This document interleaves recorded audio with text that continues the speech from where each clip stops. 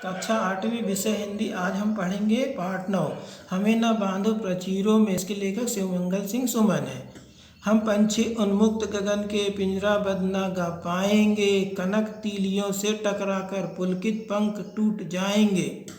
हम बहता जल पीने वाले मर जाएंगे भूखे प्यासे, कहीं भली है कटुक निबोरी कनक कटोरी की मैदा से। स्वर्ण श्रृंखला के बंधन में अपनी गति उड़ान सब भूले, बस सपनों में देख रहे हैं तरुकी फुनगी पर के झूले। ऐसे थे अरमान की होती नील गगन से होड़ा होड़ी, या तो क्षितिज मिलन बन जाता या तंती सांसों की डोरी।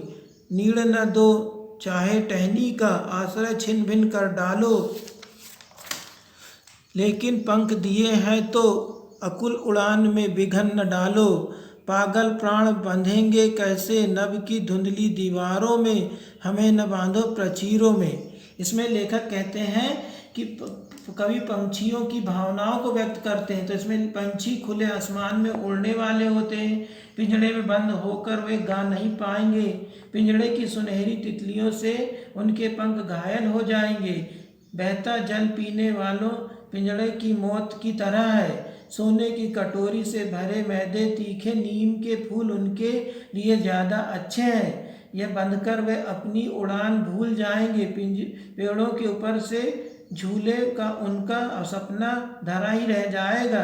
पंछी नीले आकाश की सीमाओं पाने का अरमान रखते हैं। वे ताड़ों जैसे अनार चुन सके, अनंत क्षितिज को छूने के लिए इनमें होड़ लगी है। या तो क्षितिज से मिलन होगा या उनकी सांसें टूट जाएगी। पंछी हमसे अनुरोध करते हैं कि भले ही हम वृक्षों को काटकर उनका आश्रय को नष्ट कर दें, लेकिन उनकी उड़ान में बाधा न डालें, है ना। इसका यह है पहला प्रश्न सही विकल्प, सही जोड़ी। सही जोड़ी ऐसे थे अरमान की होती नील गगन से होड़ा होड़ी। दूसरा, कनक तालियों से टकराकर पुलकित पंख टूट जाएंगे। तीसरा, हम बहता जल पीने वाले मर जाएंगे भूखे प्यासे। चौथा, बस सपनों में देख रहे हैं तरुकी फुनगी पर के झूले। इसी पहले का बस इसमें रिक्त स्थान, सही विकल्प चुन के रिक्त स्थानों की पूर्ति कीजिए। पहला, हम पंछी उन्मुक्त खालिस्तान के गगन आएगा इसमें।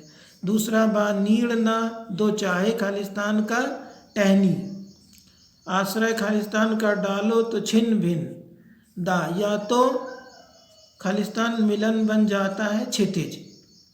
अभी तक एक पद्यांश लिखाया है, या हम इसका एक ही पद्यांश करना अपने को। हम पंछी डैश डैश मैदा से, तो इसका ये संदर्भ है, प्रस्तुत संदर्भ में लिखने हैं। प्रस्तुत पंक्ति हमारी पाठ्य पुस्तक सुगम भारती की हमें न बांधो प्रचीरों में नामक कविता से अवतरित की गई है। इसके लेखक शिवमंगल सिंह सुमन है। इसका प्रसंग, इन पंक्तियों में कवि ने पंछियों की भावनाओं को व्यक्त करता है।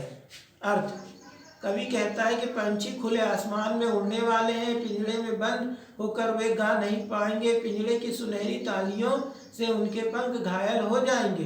बहता जल पीने वालों के लिए पिंजड़ा एक मौत की तरह है। सोने की कटोरी से भरे मैदे से तीखे नीम के फूल उनके लिए ज़्यादा अच्छे हैं। एक एक पद्यांश करना है। अब इसके आगे के प्रश्न बांधो प्रचीरों में, ये अगला क्वेश्चन है। इसके बाद वाला जो अपने भी पढ़े थे, अति लघुत्री। पहला, पंछी क्या चाहता है? पंछी चाहता है कि उसे पिंजरे में कैद करके नहीं रखा जाए, उसे आकाश में स्वतंत्र विचरण करने दिया जाए। दूसरा, पंछी का क्या अरमान है? पंछी का अरमान है कि वह नीले आसमान की सीमा पाए, अर्थात क्षितिज तक अपनी उड़ान भरे। प्रश्न तीसरा, पंछी स्वप्न में क्या देखता है? उत्तर, पंछी स्वप्न में पेड़ की फुनगी पर डले हुए झूलों को देखता है। इसके आगे लघुत्री प्रश्न। लघुत्री में हम लोग को एक ही प्रश्न करना है। पहला, स्वतंत्र जीवन जीने वाले कैसे होते हैं? तो उत्तर, स्वतंत्र जीवन जीने वाले स्वाभिमानी होते हैं, अपनी स्वतंत्रता के लिए कुछ भी कर गुजरने से नहीं रुकते।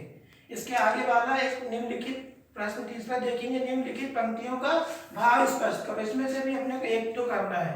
स्वर्ण श्रृंखला के बंधन में अपनी गति उड़ान सब भूले, इसका अर्थ है कवि यह कहना चाहता है कि परतंत्र स्वतंत्रता की सभी अच्छाइयों और रूपों को भूल जाने के लिए मजबूर कर देती है, परंतु परतंत्रता की सुख सुविधाएं स्वतंत्रता के महत्व को समाप्त नहीं कर सकती।